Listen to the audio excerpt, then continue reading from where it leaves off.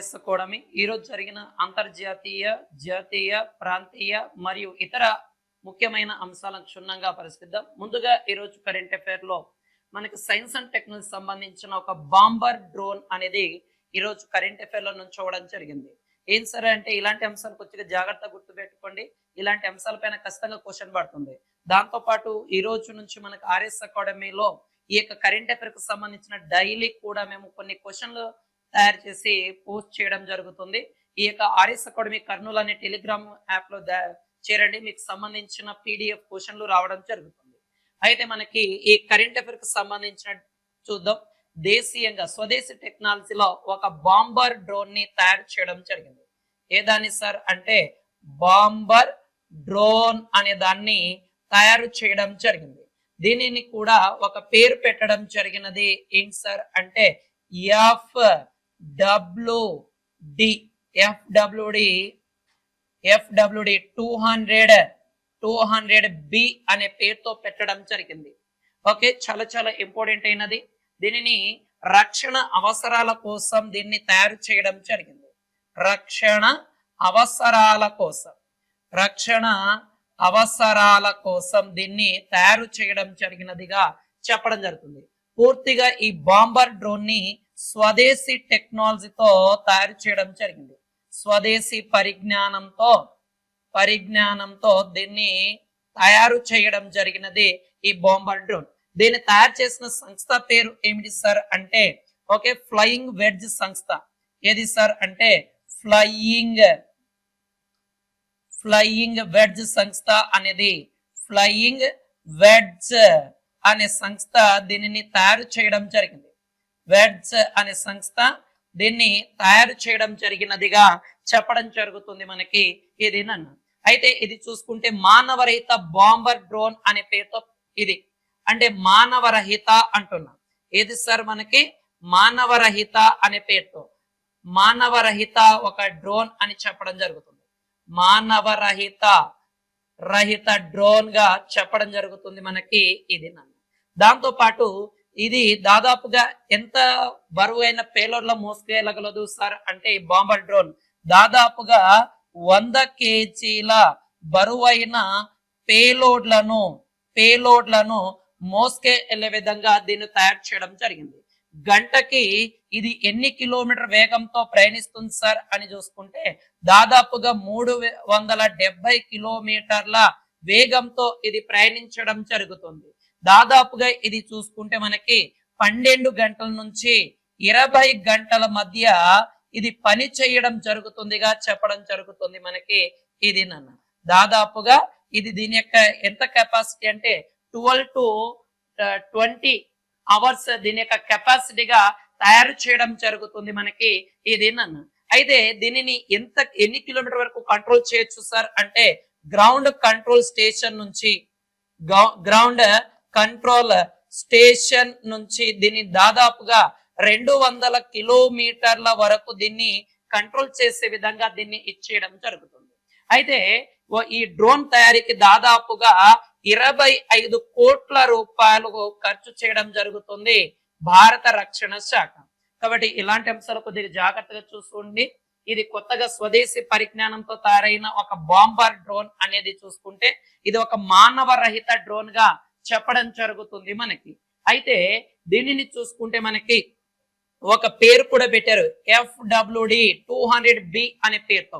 రక్షణ అవసరాల కోసం స్వదేశీ పరిజ్ఞానంతో తయారు చేశారు. దీన్ని తయారు చేసిన సంస్థ ఫ్లయింగ్ వెడ్జ్ సంస్థ అనేది. అండ్ 100 kgల పేలోడ్లను మోసుకెళ్ళగలిగే క్యాపబిలిటీ దీనికి ఉండడం జరుగుతుంది. గంటకి 370 కిలోమీటర్ వేగంతో ప్రయాణిస్తుంది. దానితో పాటు 12 నుంచి 20 గంటల వరకు ఇది పనిచేయడం జరుగుతుంది మనకి. అండ్ దాంతో పాటు గ్రౌండ్ స్టేషన్ నుంచి ఎన్ని కిలోమీటర్ దూరం వరకు సార్ అంటే 200 కిలోమీటర్ వరకు ఇచ్చేయడం జరుగుతుంది. దాదాపు దీనికోసం 25 కోట్ల రూపాయలు ఖర్చు అయినట్లుగా తెలపడం జరుగుతుంది మనకి ఇది. కాబట్టి దీనిలో బెంగళూరులోని ఎలక్ట్రానిక్ సిటీ లేదా ఎలక్ట్రానిక్ సిటీలో దీన్ని ప్రారంభించారుగా చెప్పడం జరుగుతుంది. ఇది సైన్స్ అండ్ టెక్నాలజీ విభాగంలో క్వశ్చన్ పడడానికి ఆస్కారం ఉంది, కొంచెం జాగ్రత్తగా చూడండి. ఓకే, నెక్స్ట్ కరెంట్ అఫైర్ విషయానికి వెళ్ళిపోతే వివాదాస్పద భూభాగాల కొత్త పటం అని చెప్పడం జరుగుతుంది. చాలా చాలా ఇంపార్టెంట్ అయినది నాన్న. ఈ యొక్క నేపాల్ ప్రధానమంత్రి, ఓకే, మన భారతదేశ సరిహద్దు దేశం అయిన నేపాల్ ప్రధానమంత్రి ఎవరైతే ఉన్నారో, నేపాల్ ప్రధానమంత్రి ఎవరైతే ఉన్నారో ఎవరు సార్? పుష్ప కమల్ దహాల్ అనే వ్యక్తి.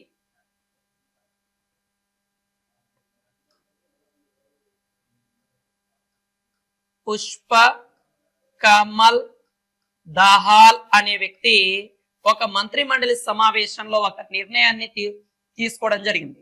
ఏంటి సార్ అంటే నేపాల్ దేశానికి సంబంధించిన కరెన్సీ నోట్,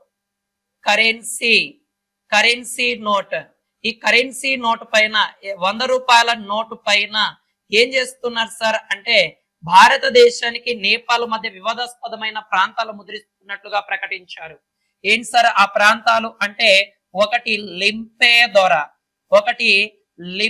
దొర ప్రాంతం, రెండవది లీపు లేక్ ప్రాంతం,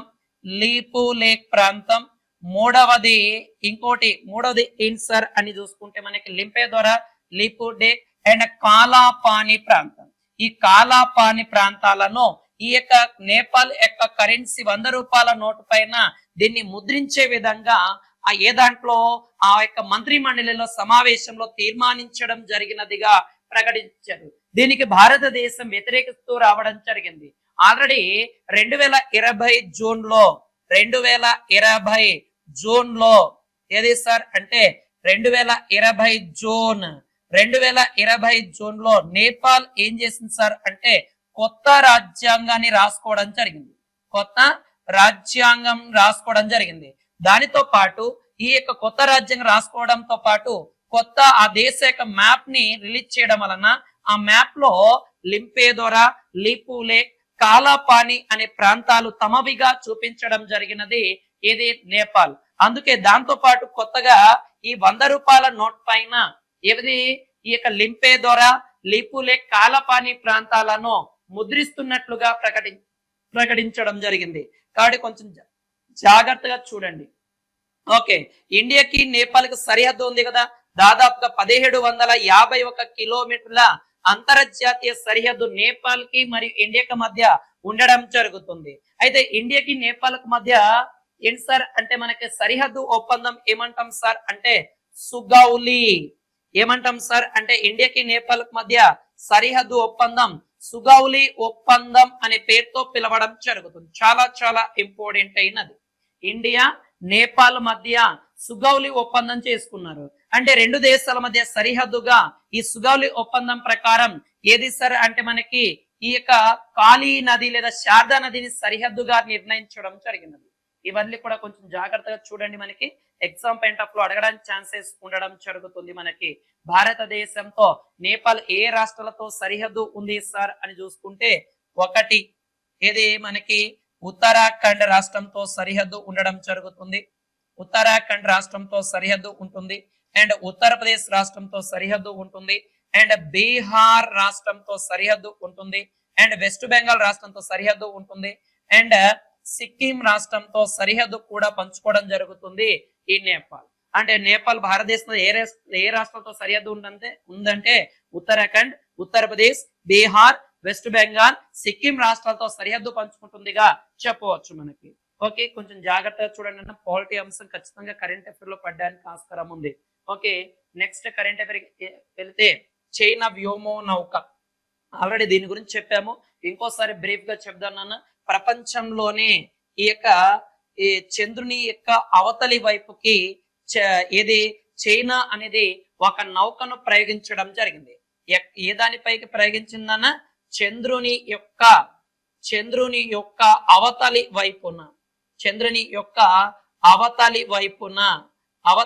వైపున ఒక శాటిలైట్ ని ఒక వ్యోమో నౌకను ప్రయోగించడం జరిగింది. దీని పేరే ఏంటి సార్ అంటే చాంగే 6 అనే పేరుతో పిలవడం జరుగుతుంది. అంటే చంద్రుని అవతల వైపున ఈ వ్యోమో నౌకను ప్రయోగించడం జరిగింది.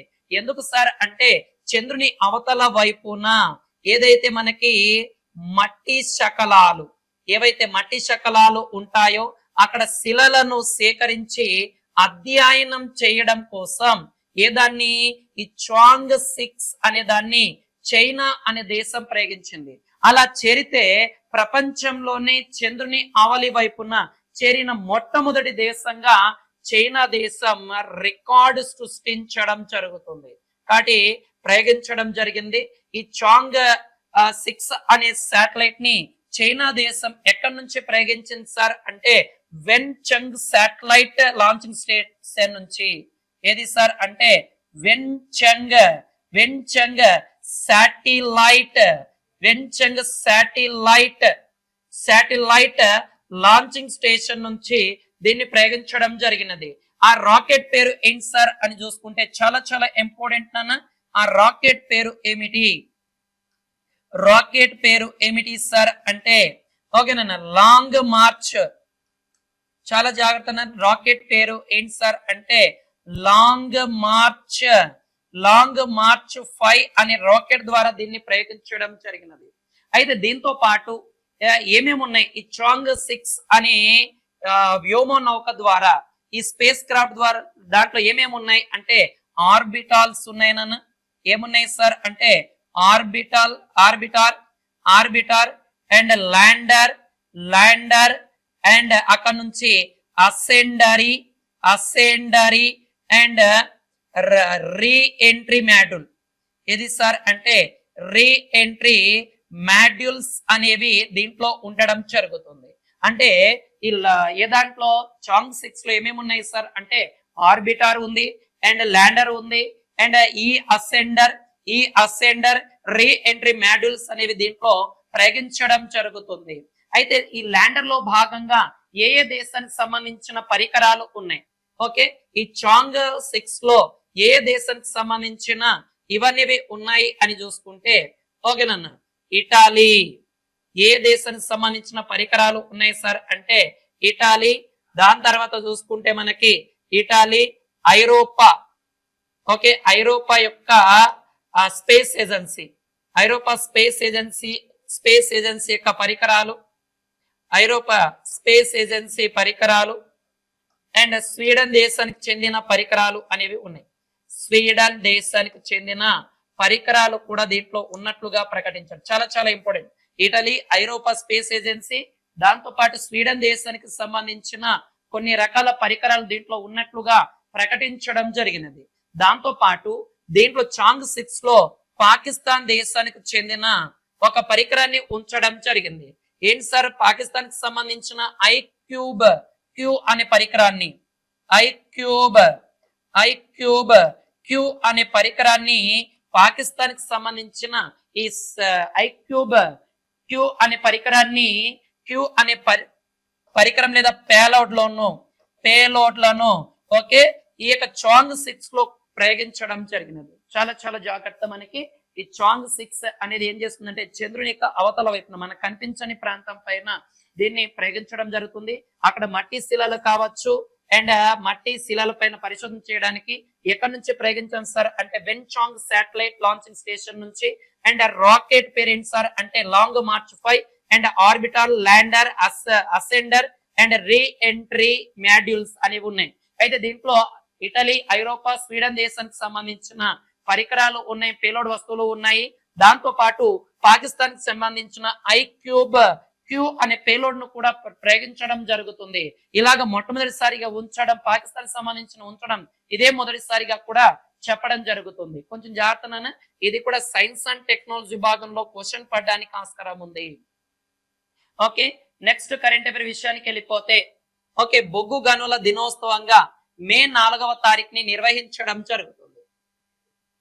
మే 4వ తారీఖుని ఏ సార్ అంటే బొగ్గు గనుల కార్మికుల దినోత్సవం.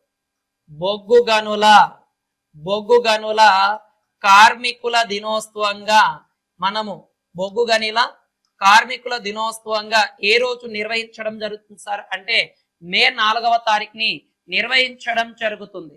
భారతదేశంలో మొట్టమొదటిసారిగా బొగ్గు గని, ఇండియాలో మొట్టమొదటిసారిగా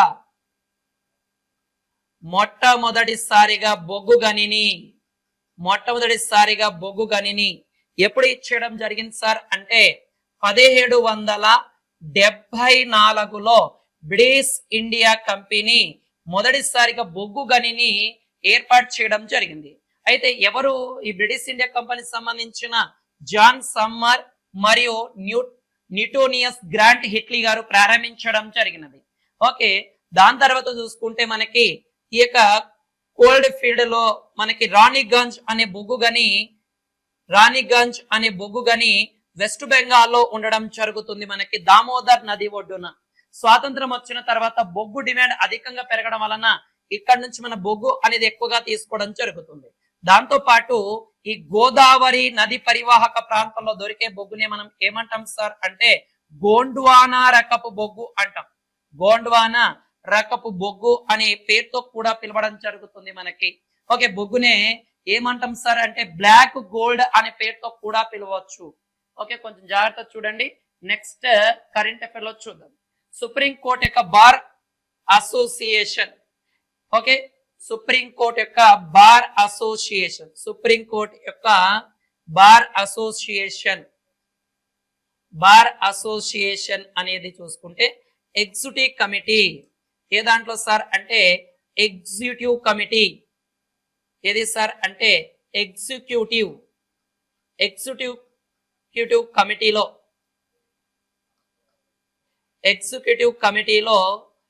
కమిటీలో మహిళలు 1/3 ఉండాలి అని ప్రకటించడం జరిగింది. ఓకే, సుప్రీంకోర్టు బార్ అసోసియేషన్ ఏమని ప్రకటించారు అంటే ఈ యొక్క ఎగ్జిక్యూటివ్ కమిటీ ఏదైతే ఉందో సుప్రీంకోర్టుకు సంబంధించి దాంట్లో ఎంతమంది ఉండాలి సార్ అంటే 1/3 మహిళలు ఉండాలని ఈ యొక్క ప్రతిపాదన చేయడం జరిగినది, రిజర్వ్ చేయడం జరిగింది మహిళల కోసం మనకి. ఓకే, దాదాపుగా 6 మహిళలు ఉంటే అందులో 6 వ్యక్తులు ఉంటే 6 సభ్యులు ఉన్న దాంట్లో 6 సభ్యులు ఉంటే ఖచ్చితంగా 6 సభ్యులు ఉంటే దాంట్లో 2 మహిళలు ఉండాలని కూడా ప్రతిపాదించడం జరిగినదిగా ప్రకటించడం జరిగినది. అయితే మనకి ఈ యొక్క సుప్రీంకోర్టులో మొట్టమొదటిసారిగా చూసుకుంటే మనకి 1989లో సుప్రీంకోర్టులో మొదటి మహిళా న్యాయమూర్తిగా ఎవరు చేరారు సార్ అంటే ఫాతిమా బీబీ గారు మొదటిసారిగా చేరడం జరిగింది. ఈ ఫాతిమా బీబీ గారు కేరళ రాష్ట్రానికి చెందిన ఆమె. ఇటీవల ఈమె 2023లో ఫాతిమా బీబీ గారు మరణించడం జరిగినది. అయితే ఈమె ఈ యొక్క సుప్రీంకోర్టులో 1989 నుంచి ప్రస్తుతం వరకు ఎంతమంది పనిచేశారు సార్ మహిళలు అంటే 11 మంది పనిచేయడం జరిగినది. ఆ యొక్క 11 మంది పనిచేశారు. ప్రజెంట్ సుప్రీంకోర్టులో 3 మంది అంటే ముగ్గురు మాత్రమే మహిళలు ఉండడం జరుగుతుంది మనకి. అంటే మిగతా వాళ్ళందరూ కూడా రిటైర్మెంట్ ప్రకటించడం జరిగినది. అయితే ఈ సుప్రీంకోర్టు యొక్క ప్రధాన మహిళగా 2027లో ప్రధాన న్యాయమూర్తిగా 2023లో ప్రధాన న్యాయమూర్తిగా సుప్రీంకోర్టుకి ఒక మహిళ తొలిసారిగా బాధ్యతలు చేపట్టబోతుంది. ఆ మహిళ పేరు బివి నాగరత్న అని కూడా మనం గతంలో చెప్పడం జరిగింది. ఎవరు సార్ అంటే బివి నాగరత్న గారు తొలిసారిగా మహిళా బాధ్యతలు అంటే ప్రధానమంత్రిగా మహిళా బాధ్యతలు చేపట్టబోతుందని చెప్పడం జరిగింది. కాబట్టి ఎగ్జిక్యూటివ్ కమిటీలో 1/3 ఖచ్చితంగా ఎవరు ఉండాలని ప్రకటించారు సార్ మనకి మహిళలు ఉండాలని ప్రకటించారు. 6 సభ్యులు ఉంటే 2 మహిళలు ఉండాలని చెప్పడం జరిగింది. మొదటిసారిగా సుప్రీంకోర్టులో ఫాతిమా బీబీ గారు మొదటి మహిళగా సుప్రీంకోర్టులో న్యాయమూర్తి బాధ్యత చేపట్టడం జరిగింది. ఈమె 2023లో మరణించింది. 1989 నుంచి ప్రస్తుతం వరకు 3 మహిళలు సుప్రీంకోర్టులో పనిచేశారు. ఓకేనా. ప్రజెంట్ సుప్రీంకోర్టులో పనిచేస్తున్న మహిళల సంఖ్య అంటే మనకి 33+1 అంటాం కదా, వీళ్ళలో 3 మాత్రమే మహిళలు ఉండడం జరుగుతుంది మనకి. 2027లో సుప్రీంకోర్టుకు తొలి మహిళా ప్రధానమంత్రిగా ఎవరు బాధ్యత చేపట్టబోతున్నారు? B V Nagaratna. Okay, next current affair విషయానికి వెళ్ళిపోతే యుద్ధ విమానానికి పైలట్ గా కృత్రిమ మేధ అనేది ఇచ్చేయడం జరిగింది. చాలా చాలా ఇంపార్టెంట్ అయినది నాన్న. నాసా ఓకే, అమెరికా దేశానికి చెందిన ఒక స్పేస్ ఏజెన్సీ.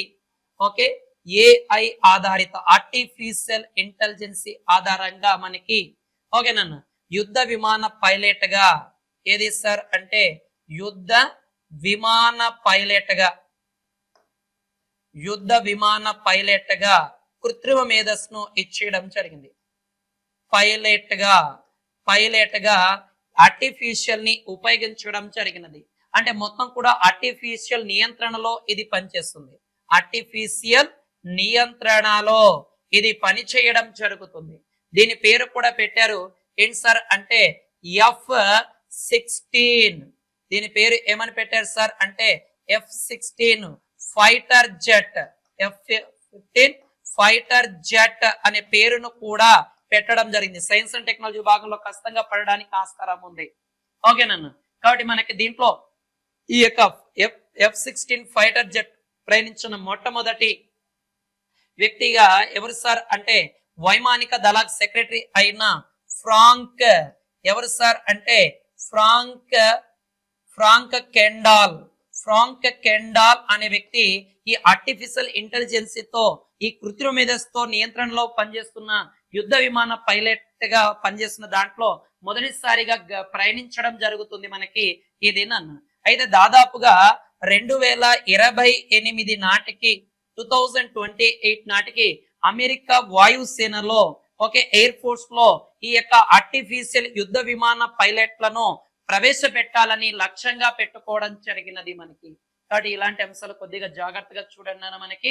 అయితే తాజాగా గహన వ్యవహారం చేసిన ఏఐ నియంత్రిత పైన పేరు ఏమని పెట్టారు సార్ అంటే F-16 ఫైటర్ జెట్ లేదా దీన్ని ఏమంటే పిలుస్తారు సార్ అంటే F-16 విస్తా అనే పేరు కూడా పిలవచ్చు. ఓకే విస్తా అనే పేరుతో కూడా పిలవచ్చు. ఓకే నెక్స్ట్ కరెంట్ అఫైర్ విషయానికి వెళ్ళిపోతే వ్యవసాయ గణాంకాల కోసం ఒక డిజిటల్ కార్డును ప్రవేశపెట్టబోతున్నారు. వ్యవసాయ గణాంకాల కోసం ఏం సార్ అంటే కృత్రిమ ఆర్టిఫిషియల్ మేధస్సుతో భాగంగా ఓకే డిజిటల్ క్రాప్ సర్వేలను చేయడం కోసం భారతదేశంలో ఒక కార్డుల పైన డిజిటల్ పంట సర్వేని ప్రవేశపెట్టబోతున్నారు. అంటే త్వరలో ఈ పంట సర్వేలు అన్ని కూడా డిజిటలైజేషన్ చేయబోతున్నారు. డైరెక్ట్ గా ఒక కార్డు ద్వారా మనకి ఏవైతే పంటలు వేస్తామో ఆ పంటల యొక్క సమగ్ర సర్వేని నిర్వహించడం కోసం కృత్రిమ మేధస్సు ద్వారా దీన్ని ప్రవేశపెట్టబోతుంది. దాంతో పాటు ఇలాగా ఉండడం వలన ద్రవ్యోల్బణాన్ని కూడా అరికట్టవచ్చు. అకస్మాత్తుగా వచ్చే ప్రతిస్పందనలను కూడా ఇచ్చేయచ్చు. అండ్ వాణిజ్య అంతరాయాలను కూడా లెక్కించవచ్చు. దాంతో పాటు మనకి ఈ యొక్క పంటల సర్వేలను కూడా చేసే విధంగా పంటల సర్వే చేయడం కూడా దీని ద్వారా ఇచ్చేయడం జరుగుతుంది. కాబట్టి కొంచెం జాగ్రత్తగా చూడండి. వ్యవసాయక గణాంకాలను ఆర్టిఫిషియల్ కృత్రిమ మేధస్సు ఆధారంతో ఈ యొక్క కార్డుల పైన రూపొందించడం జరుగుతుంది. దీని ద్వారా పంటల డిజిటల్ సర్వే, దాని తర్వాత ద్రవ్యోల్బణాన్ని అరికట్టడం కోసం అండ్ వాణిజ్య వ్యాపారం కోసం ఇది ఉపయోగించే విధంగా దీన్ని ఇచ్చేయడం జరుగుతుంది మనకి. అంటే వ్యవసాయంలో సాంకేతికను ప్రవేశపెట్టాలని ఈ యొక్క రైతు మరియు సంక్షేమ మంత్రి అండ్ సాంకేతిక మంత్రిత్వ శాఖ దీన్ని ప్రకటించడం జరిగినది. ఓకే నెక్స్ట్ చూసుకుంటే ఓకేనన్న ఆల్రెడీ మనకి ఇది చెప్పానన్న ఆల్రెడీ మనము ఏది మైన్స్ డేగా చెప్పాం. కాబట్టి నెక్స్ట్ కరెంట్ అఫైర్కి వెళ్ళిపోదాం. 6వ అంతర్జాతీయ వార్తాపత్రిక రూపకల్పన పోటీలో ది హిందూ అనేది చూసుకుంటే 3 అవార్డులను గెలిచింది. ఒకటి బెస్ట్ ఆఫ్ షో అవార్డు గెలుచుకోవడం అండ్ బెస్ట్ ఆఫ్ స్పోర్ట్స్ పేజీలో గోల్డ్ మరియు బెస్ట్ ఆఫ్ డబుల్ స్ప్రెడ్ లో విభాగంలో అవార్డ్ ఆఫ్ ఎక్సలెన్స్. ఓకే 6వ అంతర్జాతీయ వార్తాపత్రిక రూపకల్పనలో భాగంగా ది హిందూ 3 అవార్డులను గెలుచుకుంది. ది బెస్ట్ ఆఫ్ షో అవార్డును, బెస్ట్ ఆఫ్ స్పోర్ట్స్ పేజ్ లో భాగంగా గోల్డ్ అవార్డును and best of double Sprites విభాగంలో అవార్డ్స్ ఆఫ్ ఎక్సలెన్స్ ను సాధించడం జరిగింది. ఈ 3 అవార్డులు కొంచెం జాగ్రత్తగా గుర్తుపెట్టుకోండి. నెక్స్ట్ కరెంట్ అఫైర్ విషయంలో భాగంగా సొలమాన్ దీవి యొక్క కొత్త ప్రధాన మంత్రిగా ఎవరు సార్ అంటే జెరెమియా మానాలే ప్రమాణ స్వీకారం చేయడం జరిగింది. ఓకే, ఏ దేశం సార్ అంటే సొలమన్ దేశం యొక్క కొత్త ప్రధానమంత్రిగా ఓకే జెరోమియా సొలమన్ అనే వ్యక్తి మొదటిసారిగా ప్రమాణ స్వీకారం చేయడం జరిగింది. ఈ నెల ఏప్రిల్ 17వ తారీఖున 2024 ఏప్రిల్ 17వ తారీఖున జరిగిన ఈ ఎన్నికల్లో ఈ యొక్క ఎవరు సార్ మానలే ఓకే జెరోమియా మానలే అనే వ్యక్తి గెలుపొందడం జరుగుతుంది. ఈ సొలమీనియా రాజధాని హొనియారా, ఈ దీని యొక్క కరెన్సీ సొలమాన్ ఐస్లాండ్ డాలర్ గా చెప్పడం జరుగుతుంది. మనకి కొంచెం జాగ్రత్తగా చూడండి అన్న. ఇతను ఎవరిపైన గెలుపొందాడు సార్ అంటే ఎవరిపైన గెలుపొందాడు అంటే మనకి ఓకేనన్న ఎవరిపైన గెలుపొందాడు సార్ అని చూసుకుంటే మనకి ఓకేనన్న ఇతను మానాలే అని తన ప్రత్యర్థి అయిన మాథ్యూ కూపర్ వెల్ పైన గెలుపొందడం జరిగింది. ఓకే, వ్యక్తుల విభాగంలో క్వశ్చన్ చూడండి. నెక్స్ట్ కరెంట్ అఫైర్ విషయానికి వెళ్ళిపోతే మనకి ఓకేనన్న దాని తర్వాత మనకి నెక్స్ట్ కరెంట్ అఫైర్ వెళ్ళిపోదన్న. నెక్స్ట్ కరెంట్ అఫైర్ వెళ్ళిపోతే మనకి ఆహారంలో ద్రవ్య నత్రజనిని ఓకేనన్న ఆహారంలో ద్రవ్య నత్రజని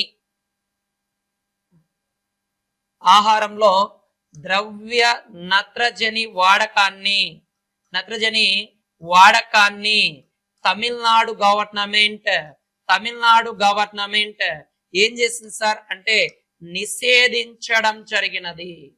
ఓకే, ఆహార పదార్థాలు ఏవైతే ఉంటాయో ఈ ఆహార పదార్థాలలో ఈ ద్రవ్య నత్రజని ఆహార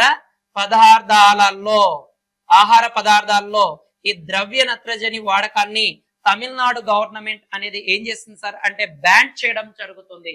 ఇది జడవాయువుకు సంబంధించినది అండ్ రంగు లేనిది, వాసన లేనిది, తీయని లేనిది, అత్యంత చల్లగా ఉంటుంది మనకి. ఇది దీనివల్ల మనకి ఈ యొక్క మానవ శరీరంలోని కణజాలాలు దెబ్బతినడం జరుగుతుందంట. ఏవి సార్ అంటే కణజాలం అనేది దెబ్బతినడం జరుగుతుంది. అండ్ దాంతో పాటు మనకి ఈ మనం మింగే దగ్గర ఈ గొంతు ప్రాంతంలో గాయాలు కూడా అవ్వడం జరుగుతుంది. దాంతో పాటు మనకి ఈ పిల్లలు వృద్ధులు ఎవరైతే పిల్లలు వృద్ధులు ఉంటారో ఈ పిల్లలు వృద్ధులలో శ్వాసకోశ ఏది సార్ అంటే శ్వాసకోశ ఇబ్బందులు కూడా వస్తాయి అనే ఉద్దేశంతో ఏదని ద్రవ నత్రజని వాడకాన్ని తమిళనాడు గవర్నమెంట్ నిషేధించడం జరిగినది. దాంతో పాటు ఇంకో కరెంట్ అఫైర్ ఏంటి సార్ అంటే పాక్ ఆక్రమిత కాశ్మీర్ లోని షక్స్ గమ్ లోయ వద్ద రోడ్డు నిర్మించేందుకు భారతదేశం అనేది వ్యతిరేకిస్తుంది. ఏది సార్ అంటే ఏది సార్ అంటే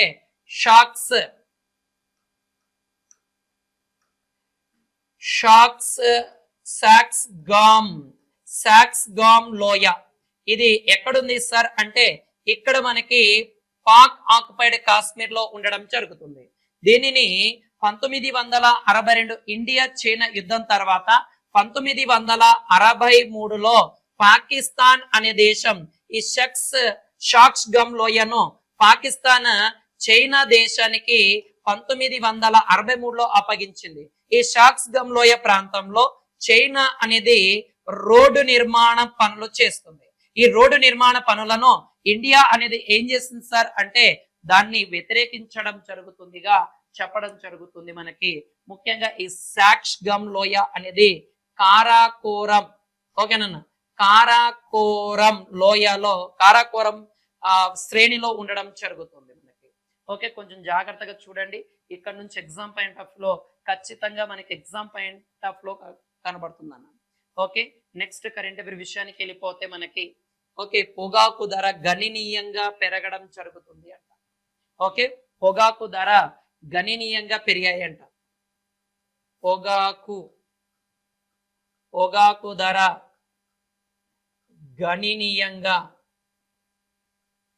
గణనీయంగా పెరగడం జరిగినదిగా ప్రకటించడం జరిగింది. అయితే ఈ పొగాకు ఉత్పత్తిలో చూసుకుంటే ఫస్ట్ ప్రపంచంలో అత్యధికంగా పొగాకు ఉత్పత్తిలో చూసుకుంటే మనకి పంపిణీ ఉత్పత్తిలో చైనా, దాని తర్వాత రెండవది బ్రెజిల్ దేశము, మూడవ దేశము ఇండియా అనేది ఉండడం జరుగుతుంది. ఇవి ఏంటి సార్ అంటే ఉత్పత్తిలో మనకి ఉత్పత్తి పంపిణీదారులో ఉండడం జరుగుతుంది మనకి. ఓకేనా? దాని తర్వాత మనకి చూసుకుంటే ఉత్పత్తి పంపిణీలో వరుసగా చూసుకుంటే కేవలం ఉత్పత్తిలో మాత్రమే చూస్తే ఉత్పత్తిలో మాత్రమే చూసుకుంటే రెండవ ఉత్పత్తిదారుగా భారతదేశం అనేది ఉంది. ఇక్కడ ఉత్పత్తి ప్లస్ పంపిణీ రెండు కలిపితే చైనా, బ్రెజిల్, ఇండియా. అలా కాకుండా కేవలం ఉత్పత్తిలో చూసుకుంటే ఏది సార్ అంటే ఈ భారత రెండవ స్థానంలో ఉండడం జరుగుతుంది మనకి ఇది అన్న. అయితే భారతదేశంలో అత్యధికంగా పొగాకును పండించే రాష్ట్రాలలో ఒకటి ఆంధ్రప్రదేశ్. ఫస్ట్ ప్లేస్ లో ఏముంది సార్ ప్రజెంట్ డేటా ప్రకారం అంటే ఆంధ్రప్రదేశ్. రెండవ స్థానంలో కర్ణాటక. మూడవ స్థానంలో ఏదుంది సార్ అంటే గుజరాత్ రాష్ట్రం. దాని తర్వాత ఉత్తరప్రదేశ్. దాని తర్వాత ఏది సార్ అంటే మనకి తమిళనాడు అండ్ బీహార్ అనేవి ఉంటాయి. కాబట్టి ఈ పొగాకు ఉత్పత్తి పరంగా చెప్తున్నాం. ఓకే, నెక్స్ట్ కరెంట్ అఫైర్ విషయానికి వెళ్ళిపోతే మనకి ఓకేనన్నా. ఓకే, ఈ కృష్ణా జింకకు సంబంధించిన డేటా ప్రకటించారు నన్ను మనకి. ఈ కృష్ణా జింక అనేది చూసుకుంటే దీన్ని ఇండియన్ యాంటెలోప్ అనే పేరుతో పిలుస్తారు. దీన్ని ఏమంటాం సార్ అంటే ఇండియన్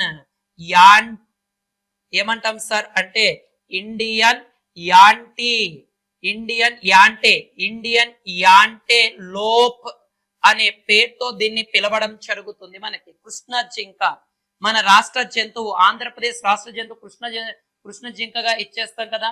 ఇది అంతరించిపోయే స్థితిలో ఉంది.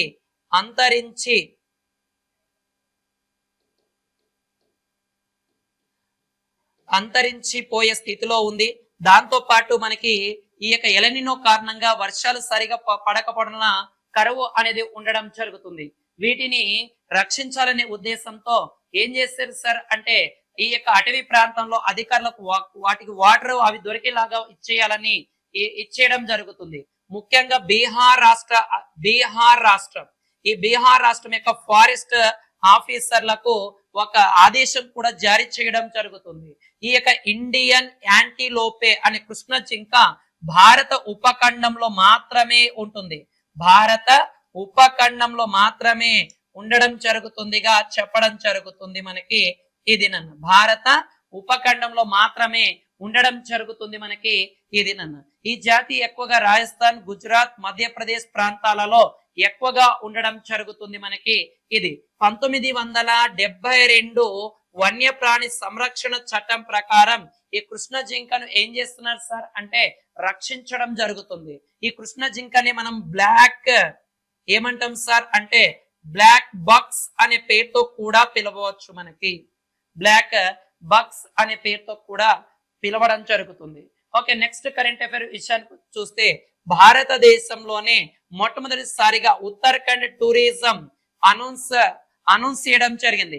ఏమని సార్ అంటే ఫస్ట్ ఆస్ట్రో టూరిజం క్యాంపెయిన్ అనేది మనకి ప్రకటించడం జరిగినది మనకి.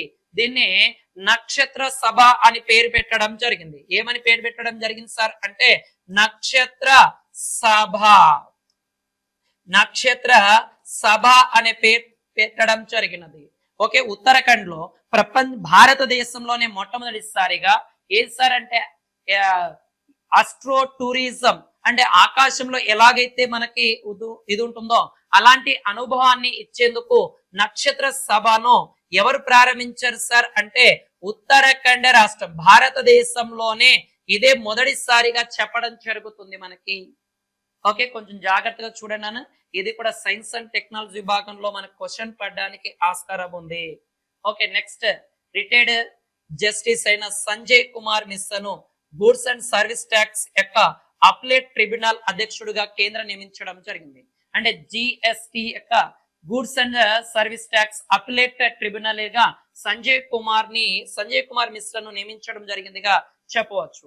ఓకే, నెక్స్ట్ కరెంట్ అఫైర్ విషయానికి వెళ్ళిపోతే అమెరికన్ ఎక్స్ప్రెస్ తన విస్తారమైన క్యాంపస్ ని ఉద్యోగుల కోసం గురుగ్రామ్ లో ప్రారంభించడం జరిగినది. ఓకే, అమెరికన్ ఎక్స్ప్రెస్ తన ఉద్యోగుల కోసం విస్తారమైన ఒక కొత్త క్యాంప్ ను గురుగ్రామ్ లో ప్రారంభించడం జరిగినది. దాదాపు 1 మిలియన్ చదరపు అడుగులలో ఈ యొక్క క్యాంపస్ ను ఏర్పాటు చేయడం జరిగినదిగా ప్రకటించారు మనకి. ఓకే, నెక్స్ట్ కరెంట్ అఫైర్ విషయానికి వెళ్ళిపోతే రాజస్థాన్ లోని ఆరావళి పర్వతాల్లో అక్రమ మైనింగ్ ని నిలిపివేయాలి అని ఓకేనన్న ఎక్కడ సార్ అంటే ఆరావళి పర్వతాల్లో ఆరావళి పర్వతాల్లో అక్రమ మైనింగ్ ని ఆపివేయాలని సుప్రీంకోర్టు ఉత్తర్వులు జారీ చేయడం జరిగింది. ఈ ఆరావళి పర్వతాల యొక్క మెయిన్ ఇంపార్టెన్స్ ఏంటి సార్ అంటే ఇది గుజరాత్ అండ్ రాజస్థాన్ అండ్ కొద్దిగా హర్యానా అండ్ ఢిల్లీ వరకు ఇవి విస్తరించి ఉండడం జరుగుతుంది. ఆరావళి పర్వతాలలో అక్రమ మైనింగ్ దాన్ని బేస్ చేసుకుని ఈ ఆరావళి పర్వతాలు ఏ రాష్ట్రాలు విస్తరించి ఉంటాయంటే గుజరాత్, రాజస్థాన్, హర్యానా అండ్ ఢిల్లీ ఈ రాష్ట్రాల్లో విస్తరించి ఉంటుంది. దాదాపుగా 692 కిలోమీటర్ల పొడవున లేదా 430 మైళ్ళ పొడవున ఇవి విస్తరించి ఉండడం జరుగుతుంది మనకి. ఓకేనన్న, ఈ ఆరావళి పర్వతాలని మనము ఏమంటాం సార్ అంటే భారతదేశంలోనే అత్యంత పురాతన ముడత పర్వతాలు అంటాం. అత్యంత పురాతన ముడత పర్వతాలు అనే పేరుతో పిలవడం జరుగుతుంది. భారతదేశంలోనే అత్యంత పురాతన ముడత పర్వతాలు ఏవి సార్ అంటే ఆరావళి పర్వతాలు. ఇదే ఆరావళి పర్వతాల్లో ఎత్తైన శిఖరం ఏది సార్ అంటే గురు శిఖర్ అనేది ఉండడం జరుగుతుంది. గురు శిఖర్ అనేది అత్యంత ఎత్తైన శిఖరం.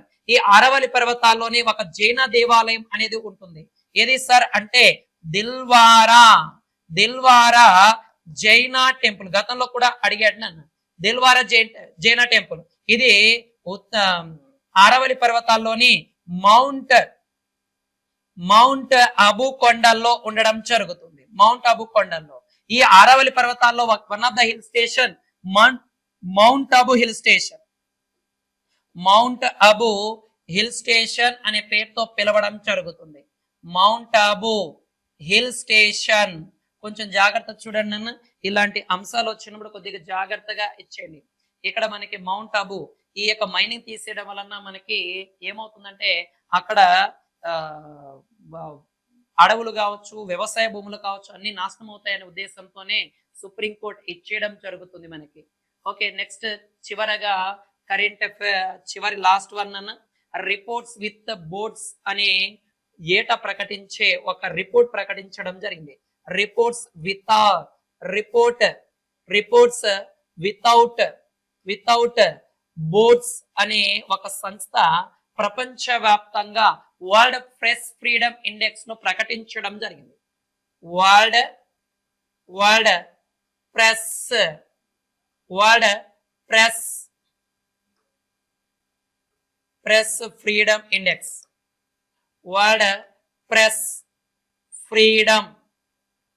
ఫ్రీడమ్ ఇండెక్స్ ను ప్రకటించడం జరిగింది.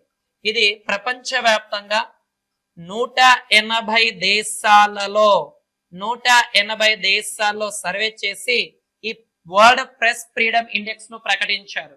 అయితే దీనిలో చూసుకుంటే ఫస్ట్ ప్లేస్ లో ఉన్న దేశం, ప్రపంచంలో ప్రెస్ ఫ్రీడమ్ లో మొదటి స్థానంలో ఉన్న దేశం ఏది సార్